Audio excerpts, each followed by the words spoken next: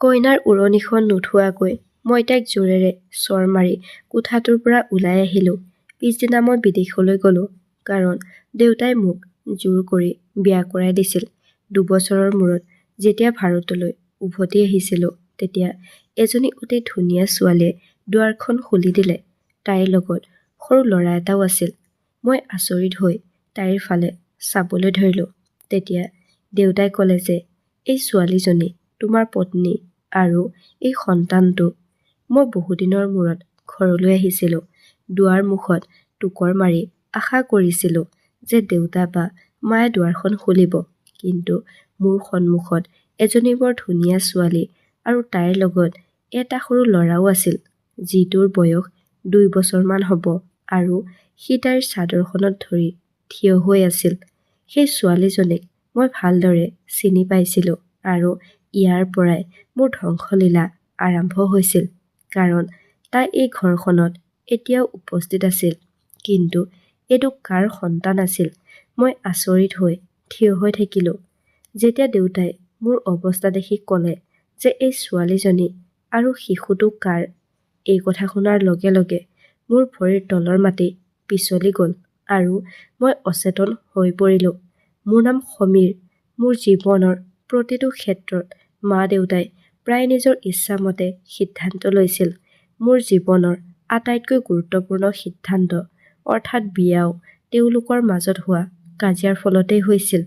মায়ে সদায় বিচাৰিছিল যে মই তেওঁৰ বান্ধৱীৰ ছোৱালীজনীক বিয়া কৰাওঁ, যিজনী মোৰ শৈশৱৰ বান্ধৱী আছিল। তাই আমাৰ ঘৰলৈ বহুবাৰ আহিছিল। কেতিয়াবা আমি কথাও পাতিছিলোঁ। মায়ে অনুভৱ কৰিছিল যে ছোৱালীজনী বৰ বুদ্ধিমান, আমাৰ ঘৰৰ পৰিৱেশৰ প্ৰতি সুপৰিচিত, আৰু তাই মোৰ হৃদয়ৰ অতি ঘনিষ্ঠ। আনহাতে দেউতাই বিচাৰিছিল যে মই তেওঁৰ ঘনিষ্ঠ বন্ধুৰ ছোৱালীজনীক বিয়া কৰাওঁ, যিজনী আন এখন গাঁৱত থাকে। মই কেতিয়াও তাইক দেখা নাছিলোঁ। তাইৰ নাম আছিল মীৰা। এই নামটো মোৰ কেতিয়াও ভাল নালাগিল। তাইৰ প্ৰতি মোৰ কোনো আৱেগিক মোহ নাছিল। তাইৰ লগত কথা পতা বা চিনাকি হোৱাৰ সুযোগো কেতিয়াও পোৱা নাছিলোঁ। দেউতাৰ কথাই ঘৰত চূড়ান্ত সিদ্ধান্ত আছিল, গতিকে তেওঁৰ কথা মানি লোৱা হ'ল, আৰু মীৰাৰ লগত মোৰ এংগেজমেণ্ট ঠিক হৈ গ'ল। আনহাতে মই মনতে বিদেশলৈ যোৱাৰ প্ৰস্তুতি চলাই আছিলোঁ। মই ভাবিছিলোঁ গাঁৱৰ ছোৱালী এজনীয়ে মোৰ সপোনবোৰক কেনেকৈ সাৰ্থক কৰিব। মোৰ চিন্তাধাৰা আধুনিক আছিল। প্ৰগতি, সফলতা আৰু সুবিধাজনক জীৱন এটাত সাধাৰণ গাঁৱৰ ছোৱালী এজনী মোৰ জীৱনসংগী হোৱাটো মোৰ বাবে এক শূন্যতা যেন লাগিল। মা নিমাত হৈ আছিল যদিও তেওঁৰ অন্তৰত বহু কথাই চলি আছিল। এদিন মায়ে মোক সুকীয়া কোঠা এটালৈ মাতি আনি সন্মুখত বহিবলৈ দিলে আৰু ক'লে, "বোপা, তই পুৰুষ। এই ছোৱালীজনী যদি তোৰ ভাল নালাগে, তেন্তে বিয়াৰ পিছত তাইক বিবাহ বিচ্ছেদ দিবি।" মোৰ মুখত বিভ্ৰান্তি দেখি মায়ে আকৌ ক'লে, "চা ল'ৰা, তোৰ দেউতাই কেতিয়াও তোক মোৰ বান্ধৱীৰ ছোৱালীজনীৰ লগত বিয়া কৰাই নিদিয়ে, কাৰণ তেওঁ সদায় নিজৰ কথাটো ৰাখিব বিচাৰে। এবাৰ মীৰাক বিয়া কৰালেই তেওঁৰ ইচ্ছা পূৰণ হ'ব। তাৰ পিছত তই তাইক এৰি দিবি। মই তোক মোৰ বান্ধৱী ছোৱালীজনীৰ লগত বিয়া কৰাই দিম। তইতো তাইক পচন্দও কৰিছ, আৰু তাই তোৰ হৃদয়খনো বুজি পায়।" মাৰ এই কথা শুনি মোৰ অন্তৰত বিজুলীৰ কম্পন এটা আহিল, যেন এটা জোৰকৈ বিস্ফোৰণ ঘটিছে। মাৰ চতুৰালিত মই আচৰিত হৈছিলোঁ আৰু লগতে সকাহ পাইছিলোঁ। হয়তো মোৰ ইচ্ছা পূৰণ হ'ব। কিন্তু তেতিয়া মোৰ বিবেকে ক'লে যে মীৰাৰ লগত এইবোৰ অন্যায় হ'ব, কাৰণ তাইৰ কোনো ভুল নাছিল। এই খেলখনত তাই আছিল মাথো এটা পুতলা। কিন্তু মায়ে কোৱা কথা শুনি তাইৰ প্ৰতি থকা মোৰ সহানুভূতি সকলো শেষ হৈ গ'ল। মায়ে ক'লে যে মীৰা ছোৱালীজনী বৰ চৰিত্ৰহীন। গোটেই গাঁৱৰ ল'ৰাবোৰক তাই নিজৰ পিছে পিছে ঘূৰায়। তাইৰ কৰ্মৰাজি গাঁৱৰ সকলোৱে জানে। তাইৰ আচৰণ বৰ বেয়া। কোনো ভাল ল'ৰাই তাইক বিয়া কৰাব নোৱাৰে। এই কথা শুনি মোৰ বৰ খং উঠিল। মই ক'লোঁ, "ঠিক আছে তেনেহ'লে। এতিয়া আপুনি যি কৰিবলৈ কয় মই তাকে কৰিম। ঘৰত বিয়াৰ প্ৰস্তুতি পূৰ্ণগতিত আৰম্ভ হ'ল। সকলোতে সুখৰ কথা আছিল, কিন্তু মই ভিতৰি অস্থিৰ হৈ পৰিলোঁ। মই কেতিয়াও মীৰাক দেখা নাছিলোঁ। তাইৰ কোনো ফটোও দেখা নাছিলোঁ। তাইৰ লগত কেতিয়াও কথা পতা নাছিলোঁ। তাইৰ বিষয়ে একো নাজানিছিলোঁ। মোৰ মা-দেউতাই কৈছিল যে ছোৱালীজনীৰ পৰিয়ালটো বিয়াৰ এদিন আগতে চহৰলৈ আহিব আৰু পিছদিনা অনুষ্ঠানটো সম্পূৰ্ণ কৰি উভতি যাব।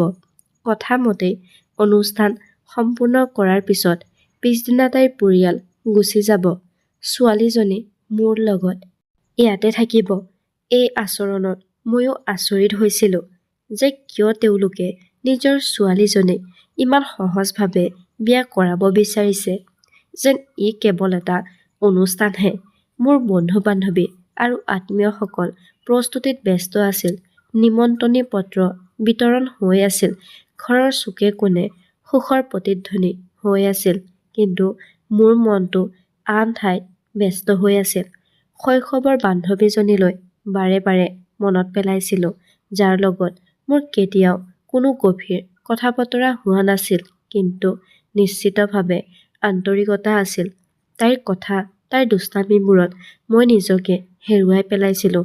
বহুবাৰ দেউতাৰ লগত কথা পাতিব বিচাৰিছিলোঁ যে মই এই বিয়াখনক লৈ সুখী নহয়, কিন্তু সাহস কৰিব পৰা নাছিলোঁ। কাৰণ মই জানিছিলোঁ যে তেওঁ নিজৰ সিদ্ধান্তৰ পৰা পিছুৱাই নাযায়। তেওঁৰ সিদ্ধান্তই চূড়ান্ত সিদ্ধান্ত। তেওঁৰ চকু আৰু সুৰত শৃংখলা আৰু অধিকাৰ আছিল। তেওঁ বিচাৰিছিল যে তেওঁৰ পুত্ৰই তেওঁৰ দৰে জীৱন যাপন কৰক।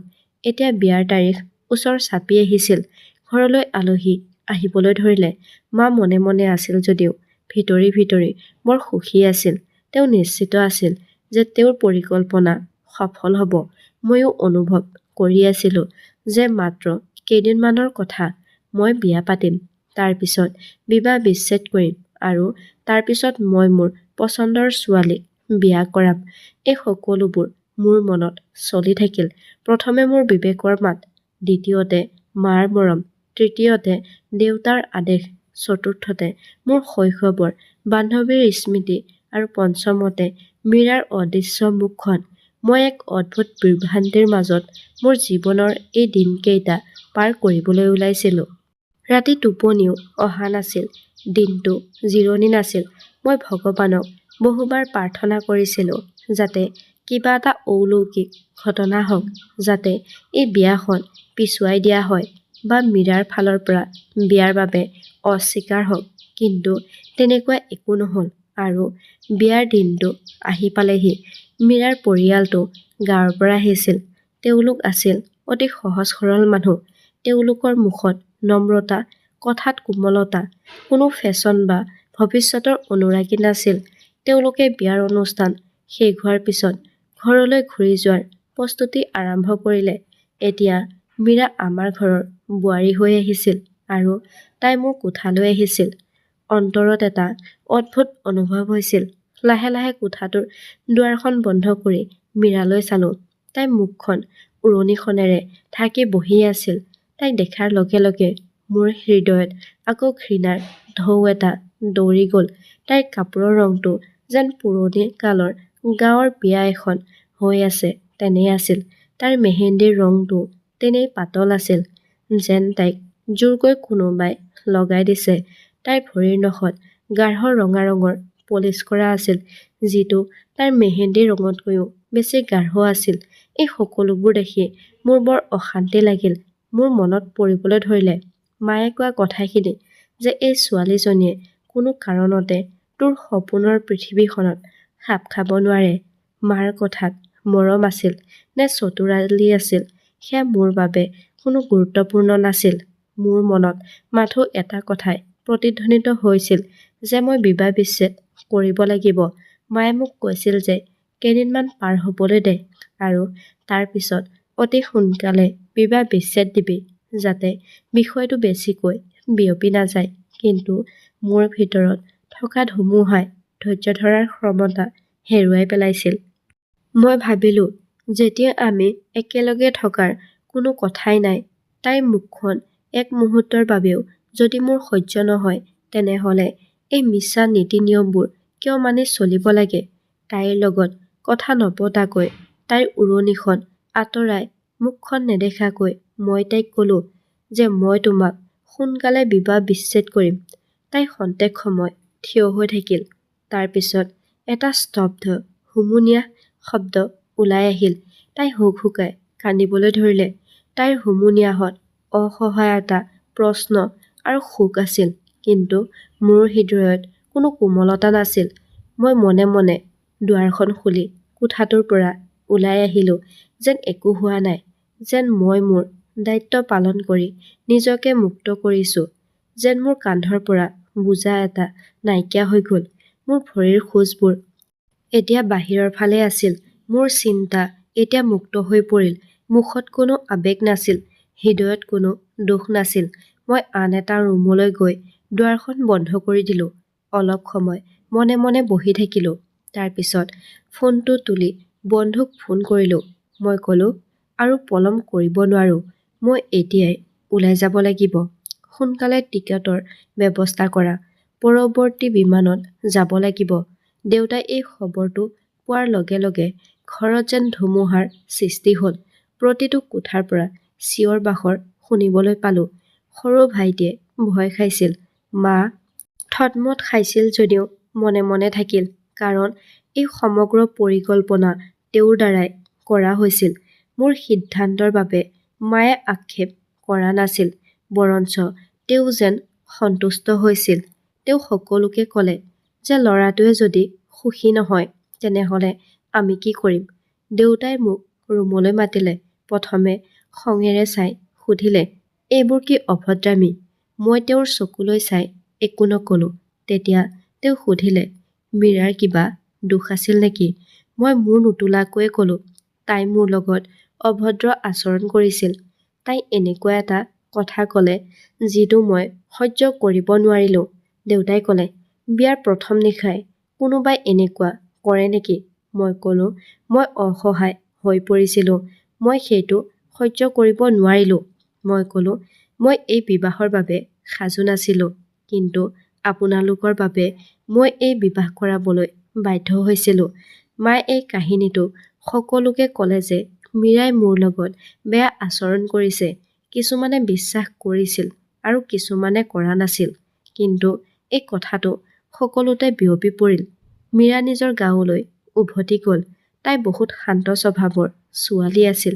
তাই এই বিষয়ে একো নক'লে, মাথো মনে মনে সকলো সহ্য কৰিলে।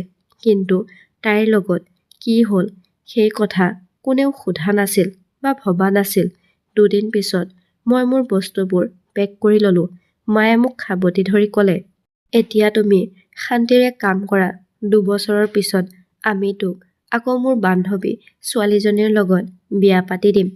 এতিয়া তাইও বিদেশত উপাৰ্জন কৰা ল'ৰাৰ লগতহে বিয়া হ'ম বুলি কথা দিছে। মই মাৰ ফালে চালোঁ আৰু সামান্য হাঁহি এটা মাৰিলোঁ। মই ক'লো, এতিয়া মই কাকো বিয়া নকৰাওঁ। মই কাকো ভাল নাপাওঁ। মই কেৱল নিজকে ভাল পাওঁ। মই মোৰ স্বাধীনতা বিচাৰোঁ। সেই ছোৱালীজনীক মোৰ ধুনীয়া যেন লাগিছিল, তাত কোনো সন্দেহ নাই। কিন্তু তাই আছিল মাথো এটা আকৰ্ষণীয় চেহেৰা, যিটো খন্তেক সময়ৰ বাবে ভাল যেন লাগিছিল আৰু তাৰ পিছত পাহৰি গৈছিলোঁ। তাৰ পিছত মই আকৌ ক'লো, এতিয়া মোৰ যাকেই মন যায় তাকেই বিয়া কৰাম, তাকো মোৰ নিজৰ ইচ্ছামতে, মোৰ পচন্দ অনুসৰি। এতিয়া কোনো ধৰণৰ জোৰ জবৰদস্তি নাথাকিব। কোনো পৰামৰ্শও লোৱা নহ'ব। কাৰো লগত আলোচনা নকৰোঁ। মোৰ কথা শুনি মাৰ সপোনবোৰো তাতেই ছিন্ন ভিন্ন হৈ পৰিল। দেউতাৰ জেদটো ধ্বংস হৈ গ'ল আৰু মই সকলো এৰি বিদেশলৈ গুচি গ'লোঁ। বিদেশলৈ যোৱাৰ আগতে পত্নীলৈ বিবাহ বিচ্ছেদৰ কাগজ পঠিয়াই বিবাহ বিচ্ছেদ কৰিছিলোঁ। মই ভাবিছিলোঁ, এতিয়া মোৰ জীৱন, মোৰ সিদ্ধান্ত, মোৰ ইচ্ছা, আন কাৰো নিয়ন্ত্ৰণত নাথাকিব। সম্পৰ্কৰ শিকলি মই বিচৰা নাছিলোঁ। সমাজৰ পৰম্পৰাও মই পালন কৰিব বিচৰা নাছিলোঁ। মই মাত্ৰ আগবাঢ়ি যাব বিচাৰিছিলোঁ, মাত্ৰ সফল হ'ব বিচাৰিছিলোঁ। মীৰাৰ লগত মোৰ সম্পৰ্ক শেষ হৈ গ'ল। এটা মুহূৰ্ত আছিল যিটো পাৰ হৈ গ'ল। এটা নাম আছিল যিটো এতিয়া মোৰ মনটোৰ পৰা মচি পেলোৱা হৈছিল। এতিয়া মীৰাৰ প্ৰতি মোৰ কোনো সহানুভূতি নাছিল। মাৰ বান্ধৱীৰ ছোৱালীজনীৰ পৰাও কোনো আশা নাছিল। দেউতাৰ সিদ্ধান্ত পালন কৰাৰ পৰাও স্বাধীনতা আছিল। এতিয়া মই কেৱল মোৰ সপোনবোৰক লৈ চিন্তা কৰিছিলোঁ। কেৱল মোৰ জীৱনটোৰ প্ৰতিহে চিন্তা কৰিছিলোঁ। মই সকলো এৰি দিলোঁ। মোৰ দেশ, মোৰ মা-দেউতাক, মোৰ পুৰণি জীৱনটোক বিদায় দি বিদেশত নতুন জীৱন আৰম্ভ কৰাৰ সপোন দেখিছিলোঁ। মোৰ অন্তৰত এটাই উদ্দেশ্য আছিল, মই নিজকে প্ৰমাণ কৰিম, নিজকে সফল বুলি প্ৰমাণ কৰিম। কিন্তু হৃদয়ত এটা শূন্যতা, এক নিঃসংগতা, যিটো সময়ৰ লগে লগে গভীৰ হৈ আহিছিল। তাৰ পাছত এদিন মই এজনী ছোৱালীক দেখিলোঁ। তাই মোৰ ধৰ্মৰ নাছিল, মোৰ ভাষাও কোৱা নাছিল আৰু মোৰ দেশৰো নাছিল। কিন্তু তাইৰ দুচকুত আকৰ্ষণ আছিল, আচাৰ ব্যৱহাৰত এক মধুৰতা আছিল। তাইৰ লগত সময় কটাবলৈ, কথা পাতিবলৈ, বাহিৰলৈ ওলাই যোৱাটো, সকলোবোৰ মই যাদুৰ দৰে অনুভৱ কৰিছিলোঁ। মোৰ হৃদয়খনে তাইক মোৰ জীৱনৰ অংশ হিচাপে গঢ়ি তুলিব বিচাৰিছিল। হৃদয়ে আকৌ এবাৰ মাত লগালে, ক'লে, আকৌ এবাৰ ভাগ্যক বিশ্বাস কৰা। গতিকে আমি দুয়ো আদালতত বিয়াখন পাতিলোঁ।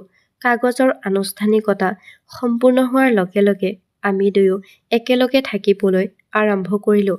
আৰম্ভণিতে সকলো নতুন, সকলো ভাল যেন লাগিছিল।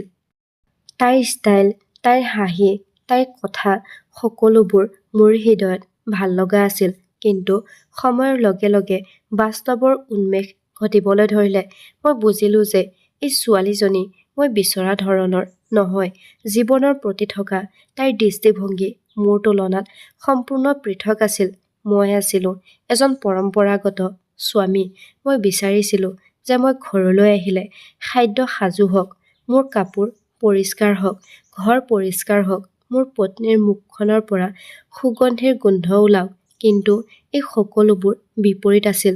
মই ভাগৰুৱা হৈ ঘৰলৈ আহিলে তাই কৈছিল, ব'লা একেলগে খাদ্য ৰান্ধো।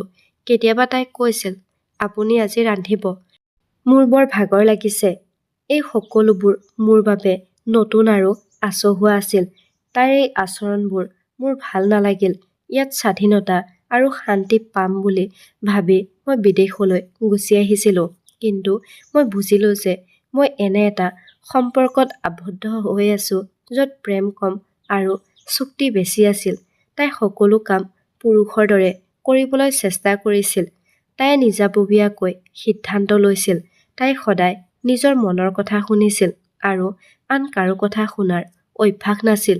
মই বিচাৰিছিলোঁ যে তাই মোৰ কথা মানি চলক, কিন্তু তাই বিচাৰিছিল যে মই তাইৰ কথা মানি চলোঁ।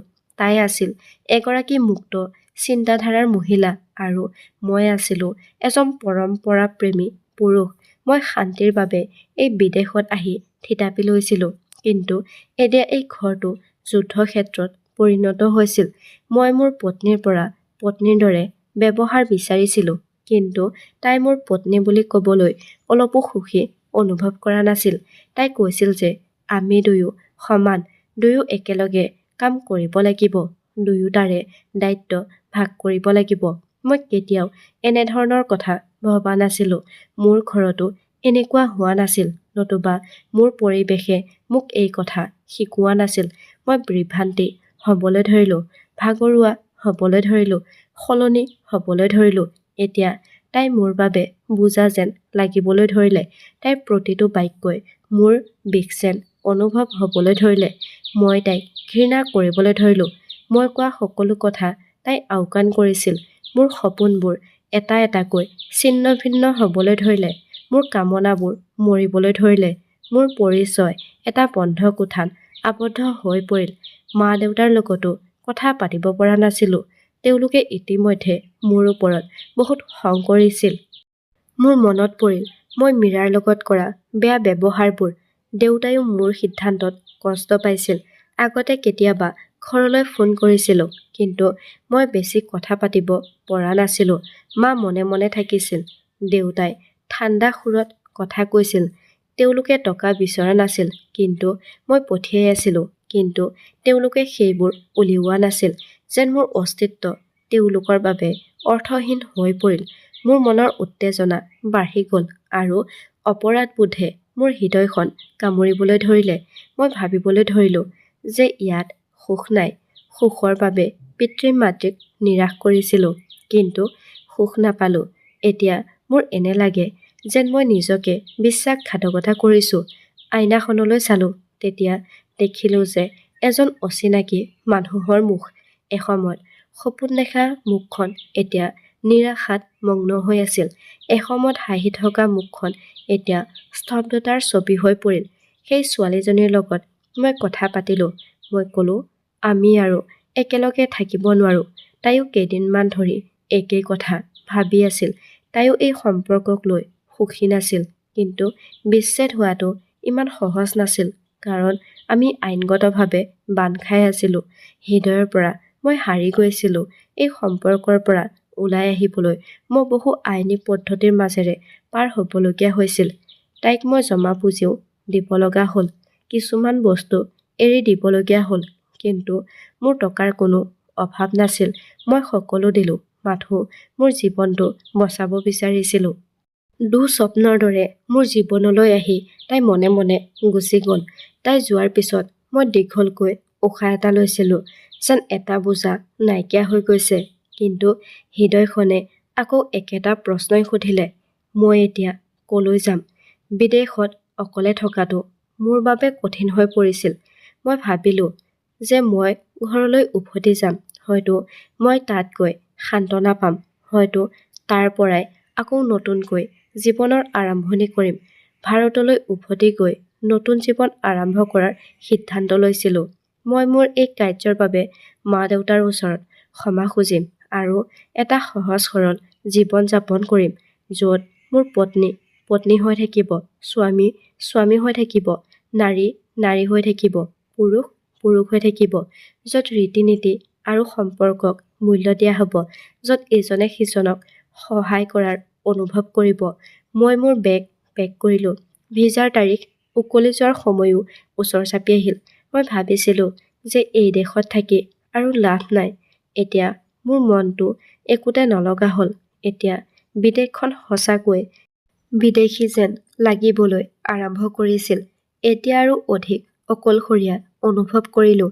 এতিয়া প্ৰতিটো মুখ যেন অচিনাকি, প্ৰতিটো মাত যেন বিদেশী, প্ৰতিজনৰ হৃদয়খন যেন বোজা তেনে লাগিবলৈ ধৰিলে। মই টিকটটো ল'লোঁ। শেষৰবাৰৰ বাবে চহৰৰ সেই ৰাস্তাবোৰ চালোঁ, যিবোৰ এসময়ত মোৰ বাবে নতুন পৃথিৱী আছিল। এতিয়া একেবোৰ পথেই ৰংহীন, নিৰাশ আৰু অকাৰ্যকৰী যেন লাগিল। মই মোৰ অতীতক এৰি নিজৰ গৃহভূমিলৈ উভতি অহাৰ বাট ল'লোঁ। এই চিন্তাই হৃদয়ত কিছু শান্তি দিলে যে দেশলৈ উভতি অহাৰ পিছত সকলো ঠিকেই হ'ব। মা-দেউতাৰ খঙো শেষ হৈ যাব। মা কেৱল মায়ে হয়। তেওঁ মোৰ চকুলো দেখাৰ পিছত গলি যাব। সময়ৰ লগে লগে দেউতা কোমল হৈ পৰিব। মোৰ অন্তৰত এটা আশাও আছিল যে হয়তো তেওঁলোকে মোৰ ভুলবোৰ পাহৰি মোক আঁকোৱালি ল'ব।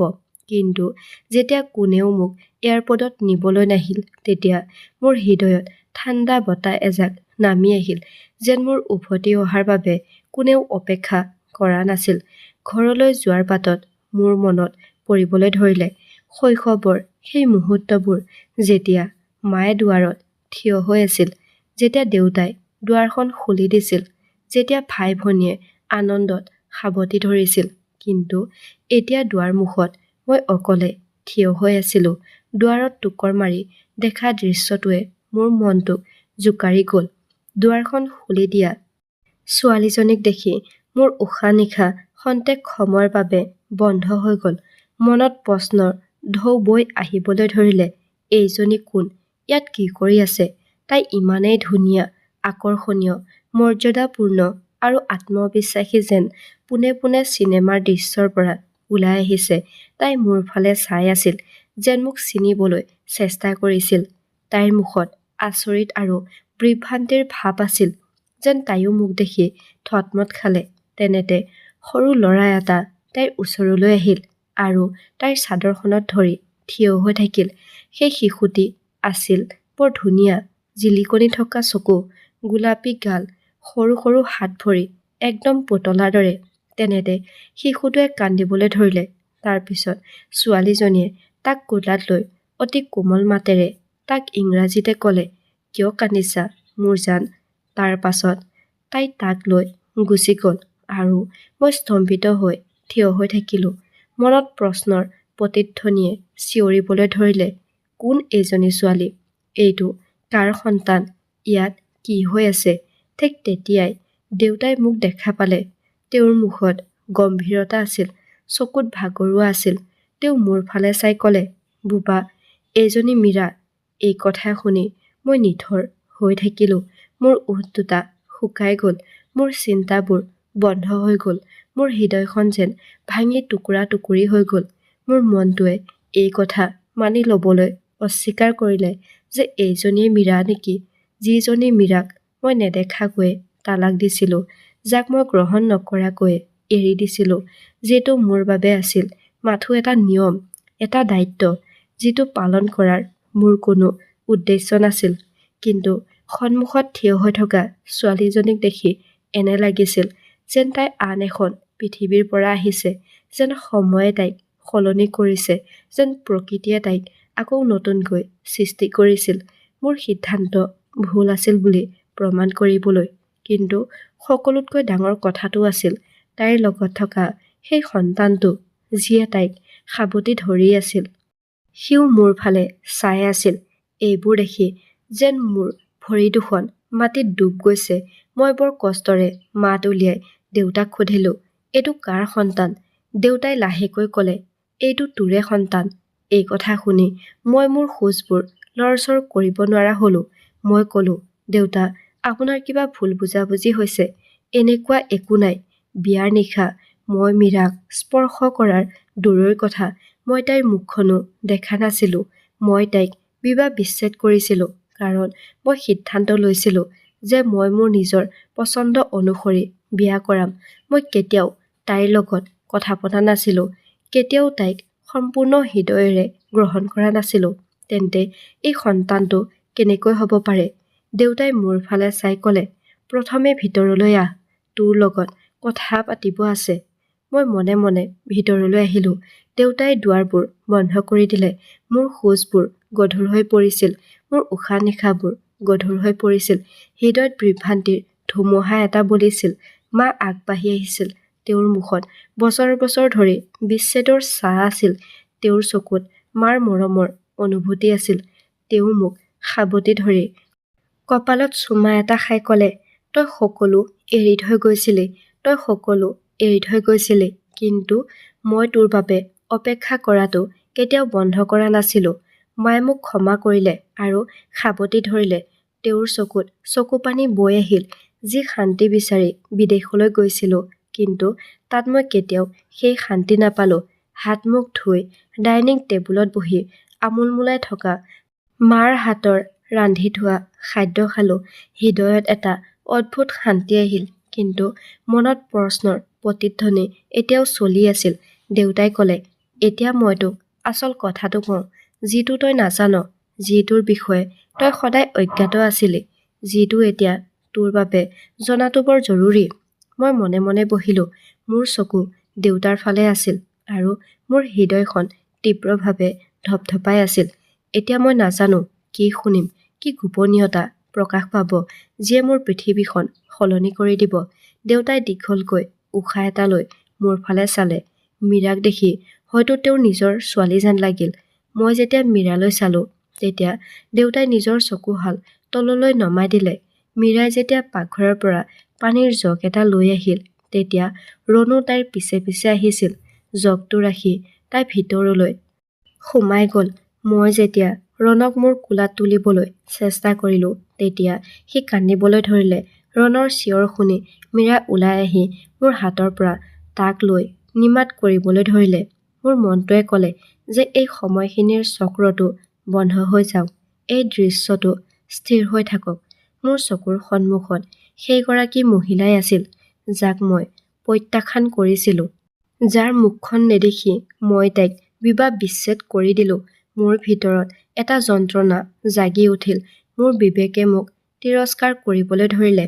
দেউতাৰ মাতত মোৰ সেই মুহূৰ্তৰ স্তব্ধতা ভাঙিলে।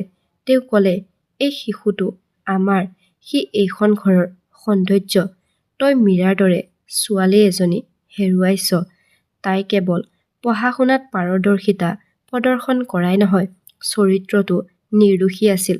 মোৰ বন্ধুৱে যেতিয়া নিজৰ জীয়েকক তোলৈ অন্তৰেৰে বিয়া দিছিল, তেতিয়া তেওঁ গৌৰৱ কৰিছিল যে তেওঁৰ ছোৱালীজনীয়ে এতিয়া চহৰলৈ যাব, উন্নতি কৰিব আৰু স্বামীৰ সৈতে পৃথিৱীখন চাব। কিন্তু তইতো তাইক একো দেখাৰ সুযোগেই নিদিলি। তই এক মুহূৰ্তৰ বাবেও ধৈৰ্য নধৰিলি। কিছুদিন আগলৈকে তোৰ নামৰ লগত জড়িত এগৰাকী নাৰীক তই প্ৰত্যাখ্যান কৰিলি, তাকো কোনো কাৰণ নোহোৱাকৈ। তাইক একো কথা নোকোৱাকৈ আন্ধাৰলৈ ঠেলি দিলি। মীৰাই সেই সময় দেখিছে, যেতিয়া তাইক কান্দি কান্দি দেউতাকৰ ফটো তিয়াই দিছিল। তাই সেই দিনবোৰ দেখিছে, যেতিয়া গাঁৱৰ মানুহে ৰাজপথত তাইক ঠাট্টা মস্কৰা কৰিছিল। তাইক চৰিত্ৰহীন বুলি কোৱা হৈছিল। গাঁৱৰ বাটবোৰত তাইক নিন্দা কৰা হৈছিল। কিন্তু তাই মনে মনে থাকিল, কাৰণ তাই জানিছিল যে এয়া তাইৰ শহুৰেকৰ ঘৰৰ সন্মানৰ কথা জড়িত হৈ আছে। তাই উত্তৰ দিয়া হ'লে শহুৰেকৰ ঘৰখন লাজতে মূৰ দাঙিব নোৱাৰা হ'লহেঁতেন। কিন্তু তাইৰ মৌনতাই সকলো ক'লে। আমি সকলোৱে যেতিয়া তাইলৈ ভালকৈ চালো, তেতিয়া বুজিলো যে তাইৰ ভিতৰত ধৈৰ্যৰ সাগৰ এখন লুকাই আছে। তাই যেতিয়াই ৰাতি শুইছিল, তেতিয়াই ৰণক বুকুত সাবটি ধৰিছিল আৰু চকু দুটা মুদিছিল। তেতিয়া চকুৰ পৰা নিজে নিজে চকুলো বৈ আহিছিল। সেই চকুকেইটা যিয়ে নেকি আগতে নিজৰ দুখবোৰ পৃথিৱীৰ পৰা লুকুৱাই ৰাখিছিল।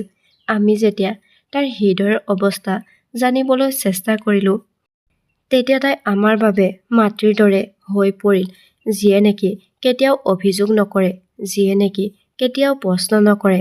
আচলতে তাইৰ লগত থকা এই শিশুটি তোৰ হয়। তোৰ পৰা কোনো মতামত নোলোৱাকৈ মই মোৰ বন্ধুৰ ছোৱালীৰ লগত তোক বিয়া কৰাই দিলো। আনকি তই তোৰ ইচ্ছাৰ বিৰুদ্ধেও তাইক বিয়া কৰাইছিলি। কিন্তু বিয়াৰ নিশা তই ইমানেই মদ খাইছিলি যে তই অচেতন হৈ পৰিছিলি, আৰু সেই মদ্যপানৰ অৱস্থাতে তই মীৰাৰ লগত জোৰ জবৰদস্তি কৰিছিলি। আৰু পিছদিনা বিদেশলৈ যোৱাৰ আগতে তই মীৰাক বিবাহ বিচ্ছেদ কৰিছিলি। তই নিজেও গম পোৱা নাছিলি যে তই কি কৰিছিলি। তাৰ পিছত মীৰা নিজৰ মাতৃগৃহলৈ ঘূৰি গ'ল। তাই দেউতাকক গোটেই সঁচা কথা ক'লে, আৰু দেউতাকে এইবোৰ কথা সহ্য কৰিব নোৱাৰিলে, আৰু লগে লগে তেওঁৰ মৃত্যু হ'ল। এই খবৰটো গাঁৱত বনজুইৰ দৰে বিয়পি পৰিল, আৰু মীৰাক সকলোতে অপমান কৰা হ'ল। তুমি কৰা পাপৰ শাস্তি মীৰাই ভোগ কৰিবলগীয়া হৈছিল, কাৰণ মীৰা তোৰ সন্তানৰ মাতৃ হ'বলৈ গৈ আছিল। সেয়ে গাঁৱৰ মানুহে মীৰাক চৰিত্ৰহীন বুলি ঠাট্টা মস্কৰা কৰিবলৈ ধৰিলে। কিন্তু আমি জানিছিলো যে তাইৰ গৰ্ভত বাঢ়ি অহা সন্তানটো আমাৰ তেজৰ এটা অংশ আছিল। 9 মাহৰ পিছত তাই এটা সুন্দৰ সন্তান জন্ম দিলে। তেতিয়া তোমাৰ সৰু ভাইটিয়ে মীৰাক বিয়া কৰাবলৈ সিদ্ধান্ত লৈছিল। তোৰ ভাইটিয়ে যেতিয়া তাইক বিয়া কৰাইছিল, তেতিয়া তাইক কোনো প্ৰশ্ন কৰা নাছিল বা কোনো চৰ্তও দিয়া নাছিল। মাত্ৰ ক'লে, এই ঘৰৰ সন্মান এতিয়া মোৰ দায়িত্ব, আৰু এই দায়িত্ব মই পালন কৰিম। তোৰ ভাইটিয়ে তাইক আঁকোৱালি লোৱা দিনটো আমাৰ বাবে নতুন ৰাতিপুৱাৰ দৰেই আছিল। আমি এজনী ছোৱালী ভাঙি যোৱা দেখিলো, আৰু তাৰ পিছত তাই নিজকে শক্তিশালী কৰি লোৱা দেখিলো। যিজনী ছোৱালীয়ে তোৰ এটা কথাত ছিন্ন ভিন্ন হৈ পৰিছিল, তোৰ এটা সিদ্ধান্তত হতাশ হৈ পৰিছিল, কিন্তু তথাপিও তাই ইমান শক্তিশালী আছিল যে তাই আকৌ নিজেই থিয় হ'ল, আকৌ এই ঘৰটোৰ দায়িত্ব মূৰ পাতি ল'লে। আমাৰ হৃদয়বোৰ আকৌ জোৰা লগালে।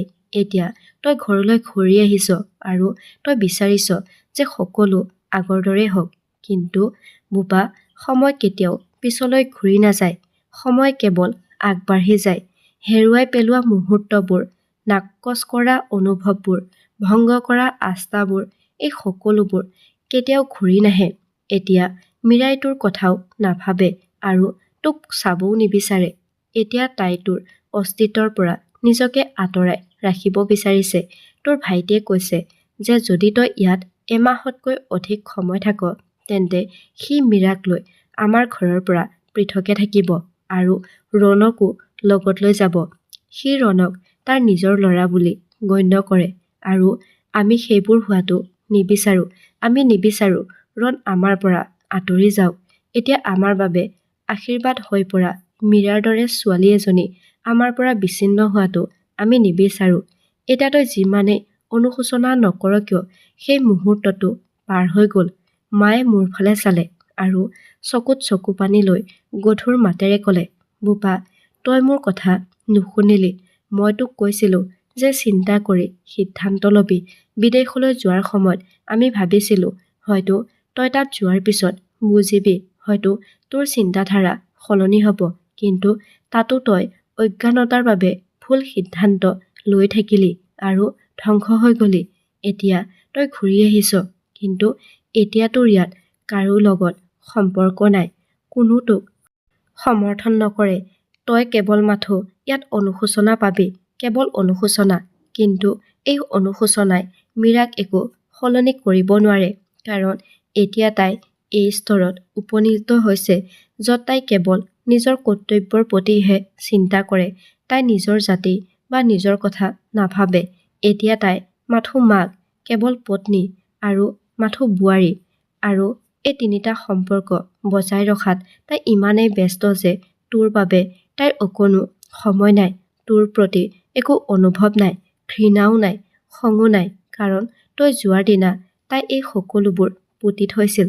সেইদিনা তাই নিজকে হত্যা কৰিছিল আৰু এজনী নতুন মীৰাৰ জন্ম হৈছিল। এতিয়া এই মীৰা তোৰ বাবে অচিনাকি। মাৰ কথা শুনিলো, দেউতাৰ মুখৰ কঠিনতা অনুভৱ কৰিলো। দূৰৰ পৰা দেখিলো চোতালৰ দাঁতিত থিয় হৈ মীৰালৈ চাই থকা সৰু ভাইটিৰ মুখখন। মীৰাই মোৰ ফালে এবাৰো চোৱা নাছিল। সেই মুহূৰ্তটো মোৰ স্মৃতিৰ পৰা মচি যোৱা নাছিল। এই প্ৰশ্নটোৱে মোৰ মনৰ পৰা ওলাই অহা নাছিল, মই কিয় এনে কৰিলো? মোক সন্মান কৰিব পৰা ছোৱালীজনীক মই কিয় প্ৰত্যাখ্যান কৰিলো, যাৰ সংগীয়ে মোক সান্তনা দিব পাৰিলেহেঁতেন। মীৰাৰ সৌন্দৰ্য এতিয়াও অতুলনীয় আছিল। মই ভাবি থাকিলো, জ্বলি থাকিলো। মই আকৌ কোঠাটোলৈ গৈ দুৱাৰখন বন্ধ কৰি দিলো। ছুইচ অফ কৰি বিচনাত শুই চিলিঙৰ ফালে চাই থাকিলো। পোহৰ নাইকিয়া হৈ পৰিছিল। চকুত টোপনি নাছিল, হৃদয়ত শান্তি নাছিল। সকলোতে কেৱল অনুশোচনা আছিল। দেউতাৰ কথাকেইটা মোৰ কাণত প্ৰতিধ্বনিত হৈ থাকিল। মাৰ চকুলো মোৰ হৃদয়ত বাগৰি থাকিল। মীৰাৰ মৌনতাই চিঞৰি থাকিল। ৰণৰ হাঁহিটোৱে মোৰ হৃদয়খন ছিগি গৈ থাকিল। মোৰ হৃদয়ে কামনা কৰিছিল যে সময় ৰৈ যাওক আৰু মই ক্ষমা খুজিবলৈ সুযোগ পাওঁ। কিন্তু সেই সকলোবোৰ দুৱাৰ এতিয়া বন্ধ হৈ গৈছিল। সেই বাটবোৰ শেষ হৈ গৈছিল। সেই মীৰা যি এসময়ত মোৰ আছিল, এতিয়া আন কাৰোবাৰ আছিল। তাই মোৰ এতিয়া ভাই বোৱাৰী আছিল। তাই মোৰ মাৰ ছোৱালী আছিল।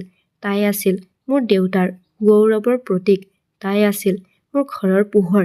কিন্তু মোৰ বাবে তাই আছিল মাথো এটা ছাঁ, যি এসময়ত মোৰ ওচৰত আৰু এতিয়া বহু দূৰৈত আছিল।